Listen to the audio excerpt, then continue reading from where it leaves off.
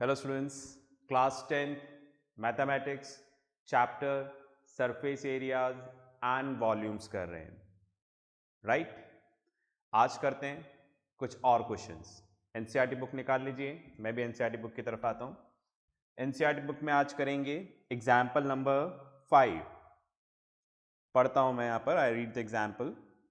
Shanta runs an industry in a shed which is in the shape of a cuboid surmounted by a half cylinder.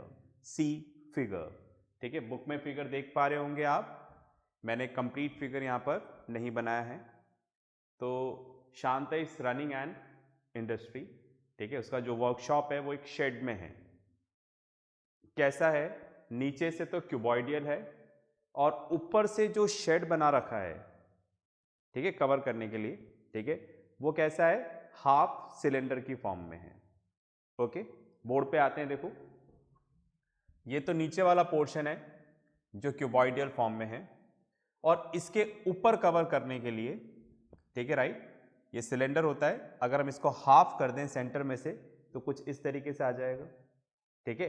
तो ये shade है, मतलब इसको उठाऊंगा मैं और ऐसे रख दूंगा। तो बुक में आप फिगर देखिएगा, ठीक है, राइट।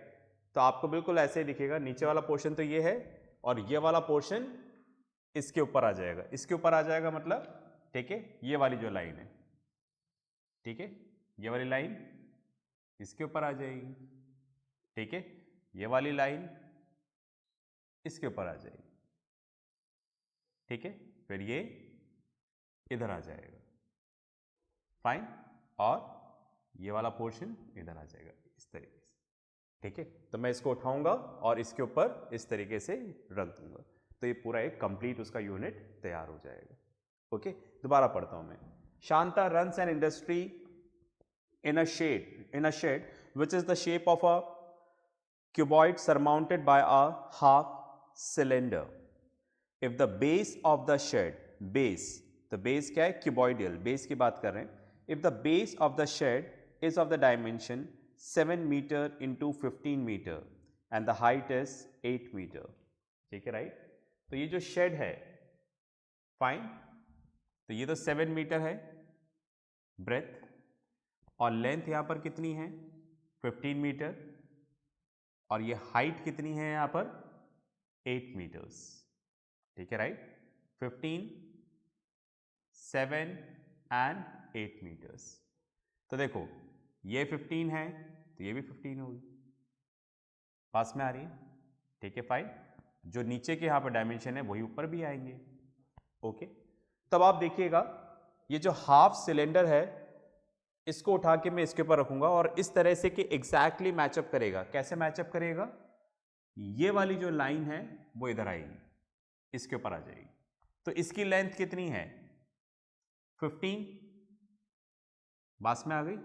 इसकी लेंथ कितनी है, 15, यही तो है 15। तो दैट मीन्स यहां पर जो सिलेंडर है उसकी हाइट कितनी हो जाएगी, 15। समझ रहे हैं मेरी बात, ठीक है, फाइन। चलिए, तो अब आप देखिएगा, इसलिए मैंने यहां पर लिख दिया कि ये जो हाफ सिलेंड्रिकल पोर्शन है इसकी हाइट कितनी हो जाएगी, 15। दूसरा आप देखो, जो ये वाला पोर्शन है वो इसका ये वाला पोर्शन है, समझ रहे हैं ना, मतलब ये जो पोर्शन है वो इधर आ जाएगा, ये वाला पोर्शन इधर आ जाएगा। तो ये एक तरह से क्या है यहां पर, ठीक है, राइट, ये क्या हो जाएगा, डायमीटर, ठीक है, डायमीटर ऑफ द सिलेंडर। तो इसका रेडियस कितना हो जाएगा, 7/2, हाफ ऑफ डायमीटर। समझ गए क्या मेरी बात। अपन इस शेड को इसके ऊपर रख रहे हैं, तो ये वाली लाइन इससे मैचअप करेगी। तो ये वाली लाइन कितनी है, 15, तो एक तरह से ये क्या हो जाएगा, हाइट। और ये वाली लाइन इससे मैचअप करेगी, तो ये कितनी है, 7। तो ये क्या हो गया, पूरा सर्कल बन जाएगा ना, ऐसे बनाएंगे तो बस में आ गई। तो एक तरह से क्या आ रहा है, ये डायमीटर आ रहा है इसका, डायमीटर। तो हमें तो रेडियस चाहिए, तो रेडियस कितना हो जाएगा इसका, हाफ, 7/2 मीटर्स। ओके, चलिए पढ़ते हैं। Shanta runs an industry in a shed which is in the shape of a cuboid surmounted by a half cylinder. If the base of the shed is of the dimension 7 into 15 and the height is 8 meter, find the volume of air that the shed can hold. ठीक है, fine. तो अब हमें निकालना है कि इसको इसके ऊपर रखते ही पूरा शेड तैयार हो जाएगा। इस शेड का वॉल्यूम क्या है, वॉल्यूम ऑफ एयर कितना है। ठीक है, बस में आ गई। ठीक है, फाइन। तो अगर हमें इसका वॉल्यूम निकालना है तो क्या निकालेंगे, वॉल्यूम ऑफ क्यूबॉइड से इसका वॉल्यूम आ जाएगा and volume of half cylinder. ठीक है, फाइन। तो इसका वॉल्यूम आ जाएगा, समझ रहे। तो अगर हमने इसको इसके ऊपर रख दिया है तो इसका वॉल्यूम प्लस इसका वॉल्यूम, तो ये क्या हो गया, वॉल्यूम ऑफ हाफ सिलेंडर। कहानी अभी बाकी है, पढ़ते हैं। Further, suppose the machinery in the shed occupies the total space of 300 meter cube and there are 20 workers, each of whom occupy about 0.08 meter cube space on the average, then how much air is in the shed?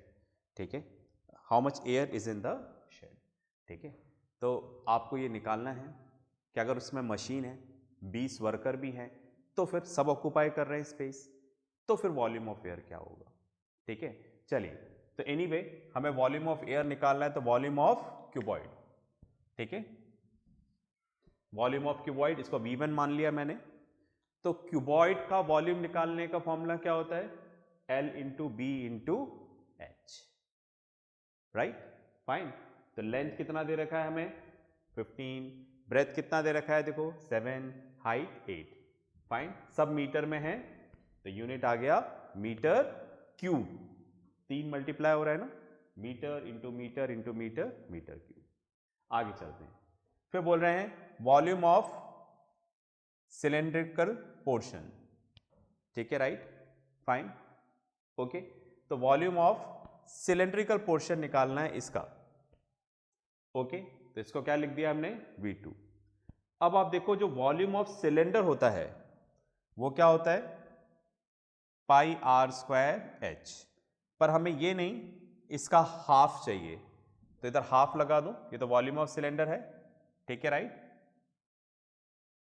ऐसा लगा दूं, half, half of pi R square H, है ना। ये तो pi R square H, इसका half चाहिए, half चाहिए हमें आधा, तो फॉर्मूले में आ जाएगा। ठीक है, राइट, फाइन। तो इधर भी कर देते हैं। ठीक है, राइट, आगे की जगह पीछे लगाता हूं, इंटू हाफ मीटर क्यूब। ठीक है, इसको हमने नाम दे दिया V2। ओके, अब आप देखो इसका वॉल्यूम प्लस इसका वॉल्यूम निकाल लिया, इन दोनों को प्लस करना है और माइनस क्या करना है, volume of machine, volume of workers. तो volume of machine, total space occupied by machine 300 metre cube, इसको हमने मान लिया V3। Space occupied by one person 0.08 metre cube, एक बंदा इतना ऑक्युपाई करता है, तो स्पेस ऑक्युपाइड बाय 20 पर्सन्स कितना होगा, एक का दे रखा है, ज़्यादा का निकालना है तो मल्टीप्लाई कर दिया कि 20 वर्कर हैं तो वो कितना स्पेस ऑक्युपाई करेंगे। समझ गए ना, एक वर्कर इतना स्पेस ऑक्युपाई कर रहा है तो 20 वर्कर्स, इसको 20 से मल्टीप्लाई कर देंगे तो कितना आ जाएगा, 1.6 मीटर क्यूब। ठीक है, राइट। अब हमें बताना है volume of air in the shed, तो क्या करेंगे, इन दोनों को प्लस कर देंगे। मैंने इधर की जगह इधर हाफ लगाया था, तो अब इधर हाफ हटा देते हैं, ज़रूरत नहीं, हमने उधर ही कर दिया है। तो V1 प्लस V2, इसका वॉल्यूम प्लस इसका वॉल्यूम, फिर माइनस मशीन का वॉल्यूम माइनस इसका, V4 मतलब 1.6। ठीक है, तो बस आप इसको सॉल्व कर लीजिए, you will get your answer. Solve करने वाला काम मैं नहीं कर रहा, अब आप करेंगे। ठीक है, ये काम आप ही को सीखना है, तो पॉज करें और पूरा सॉल्व करना, उसके बाद ही दोबारा वीडियो प्ले करना। ठीक है, लिखिएगा।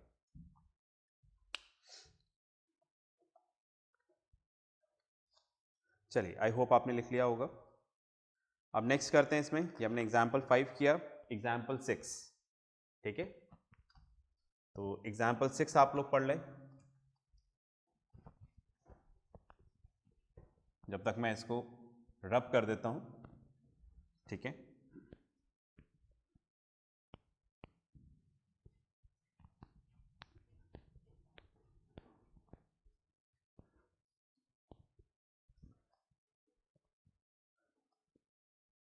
चलिए वो बाद में रब करते हैं।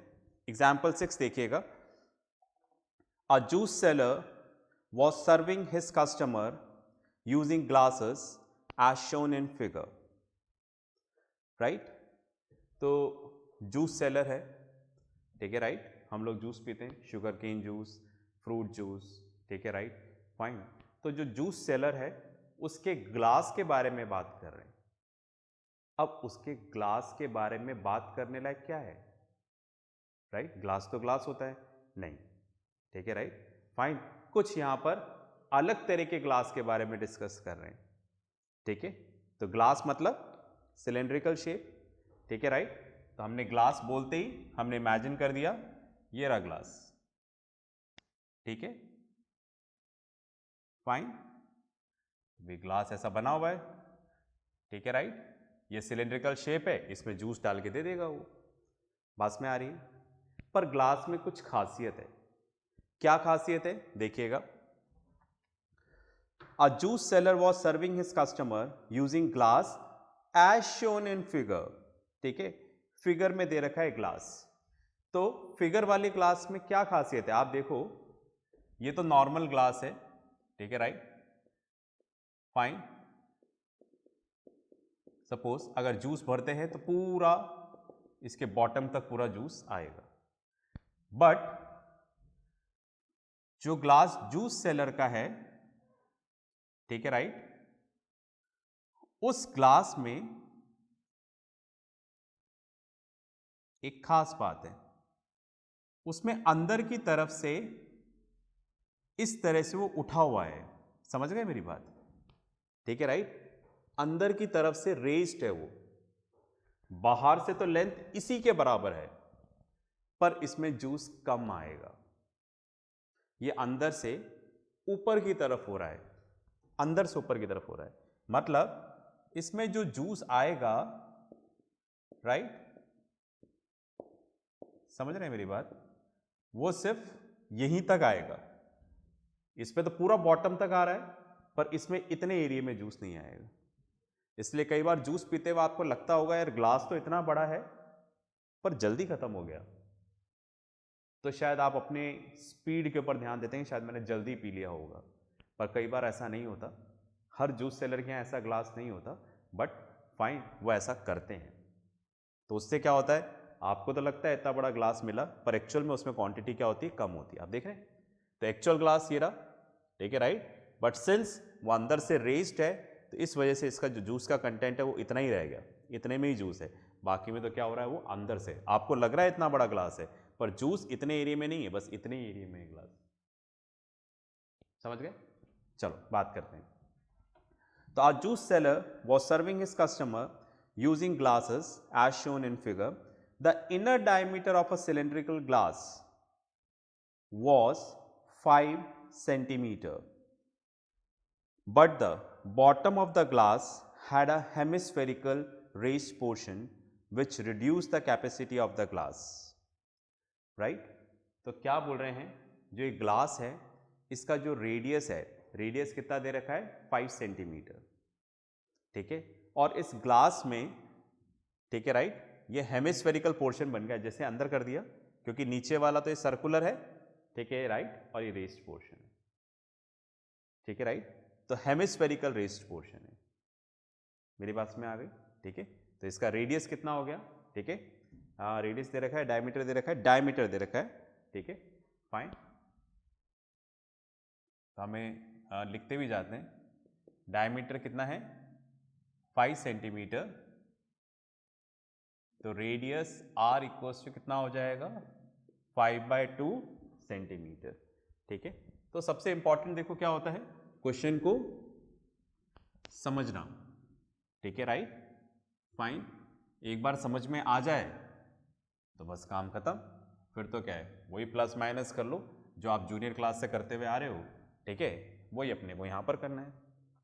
चलो फाइन, तो ये हमने रेडियस निकाल लिया है, आगे की बात करते हैं। अब क्या बोल रहे हैं, दोबारा पढ़ते हैं। The inner diameter of the cylindrical glass was 5 centimetre, but the bottom of the glass had a hemispherical raised portion which reduce the capacity of the glass. ठीक है, तो नीचे क्या है, हेमिस्फेरिकल रेस्ड पोर्शन है जो इसकी कैपेसिटी को क्या कर देता है, कम। राइट, तो ये तो आपको दिख रहा है और ये एक्चुअल है, मतलब आपको लग रहा है इसका इतना वॉल्यूम है, पर एक्चुअल वॉल्यूम कितना है इसका, सिर्फ इतना ही है। बात में आ रही है? ठीक है, पढ़ते हैं आगे। If the height of the glass was 10 centimeter, find the apparent capacity of the glass and the actual capacity of the glass। अब हाइट, ठीक है, हाइट जो दे रखी है वो हमें दे रखी है 10 सेंटीमीटर। ठीक है, फाइन, लिखा हुआ है ना, height of a glass was 10 centimetre, और निकालना क्या है, apparent capacity of the glass and its actual capacity। apparent मतलब आपको जो दिख रहा है कि हाँ भाई इतना जूस है इसमें, तो apparent capacity निकालनी है, तो हम फिर हमें जो दिख रहा है उसके हिसाब से निकालेंगे। ठीक है, राइट, तो इसके आगे मैं लिख दूं यहाँ पर apparent capacity का मतलब हमें निकालना है वॉल्यूम। ठीक है,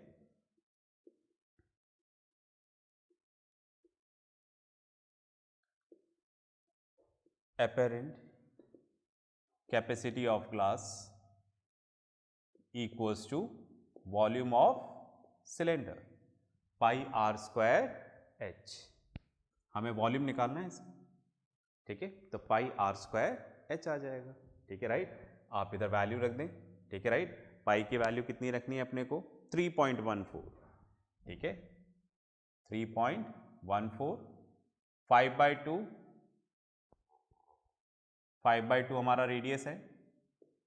ठीक है, और हाइट कितना है, 10 सेंटीमीटर क्यूब। ठीक है, तो ये यहां पर क्या आ जाएगा, इसकी एपेरेंट कैपेसिटी आ जाएगी। ठीक है, चलिए इसको रब कर देता हूं थोड़ा सा मैं, फिर आगे चलते हैं।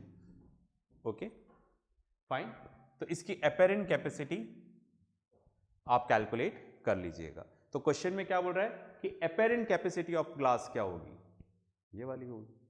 ठीक है, अब हमसे क्या बोल रहे हैं, एक्चुअल कैपेसिटी बताओ। बस में आ गई, actual capacity of the glass क्या होगा।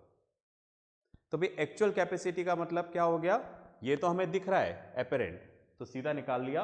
हमें लग रहा है मैथमेटिकल फॉर्म में इतना जूस है 10 सेंटीमीटर क्यूब, पर एक्चुअल में इतना नहीं है ना, ये तो आपको दिख रहा है। एक्चुअल में कितना है, तो अगर एक्चुअल में कितना है उसके लिए क्या मैं ऐसा कर दूं, क्या डायमेंशंस तो वही रहेंगे। यहां पर डायमेंशन मैं लिख देता हूं, इसमें अब दो पोर्शन हो गए, सिलेंड्रिकल एंड हेमिस्फेरिकल। ठीक है, राइट, ठीक है, cylindrical portion pi R square H. ठीक है, राइट, आर और एच। ठीक है, राइट, फॉर्मूला अपन उधर लिख देंगे। ठीक है, राइट, तो डायमेंशन सारे क्या रहेंगे, वही रहेंगे। ठीक है, radius 5/2 centimetre and height 10 centimetre. फिर नीचे वाला क्या है, इसका हेमिस्फेरिकल पोर्शन है। तो हेमिस्फेरिकल पोर्शन क्या है, रेडियस वही, तो सेम रेडियस हो जाएगा, बिकॉज सर्कुलर एंड तो वही है, तो इसका भी रेडियस कितना हो जाएगा, 5/2 सेंटीमीटर। ठीक है, चलिए जी, अब हम निकालते हैं actual capacity of glass. Glass की एक्चुअल कैपेसिटी क्या होगी। ठीक है, फाइन, तो इधर लिख दूं apparent volume of glass minus volume of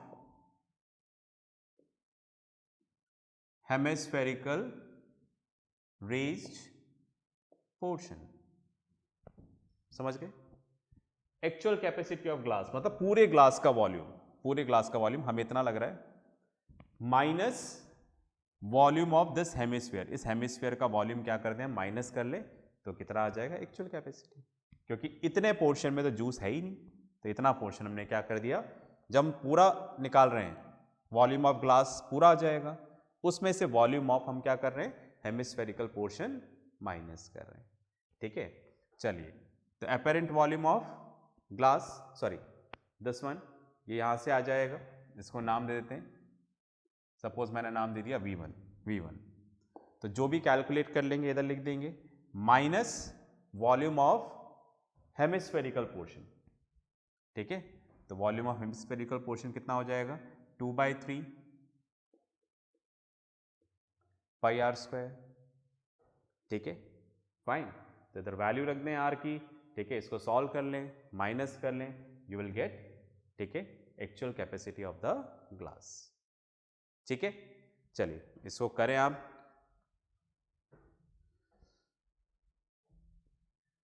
fine, sorry ये तो मैंने गलत लिख दिया, 2/3 पाई आर क्यूब, वॉल्यूम की बात कर रहे हैं, I am sorry, 2/3 pi R cube, ठीक है। तो इसको चाहे तो आप अलग से भी निकाल सकते हो, फिर सीधे माइनस कर देना, ठीक है, फाइन। तो इधर आर की वैल्यू हम रख देंगे 5/2 पाई 3.14, ठीक है, ये वहाँ से कैलकुलेट हो ही जाएगा, बस में आ रही है। तो पॉज करो और अभी के अभी सॉल्व करो इसको, ठीक है, उसके बाद आगे वीडियो चलाना।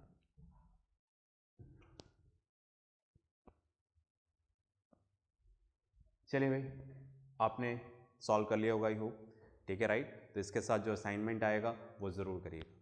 नेक्स्ट क्लास में मिलते हैं नेक्स्ट क्वेश्चंस के साथ, तब तक प्रैक्टिस करते रहें, पढ़ते रहें और सबसे इम्पॉर्टेंट अपना ध्यान रखें। बाय।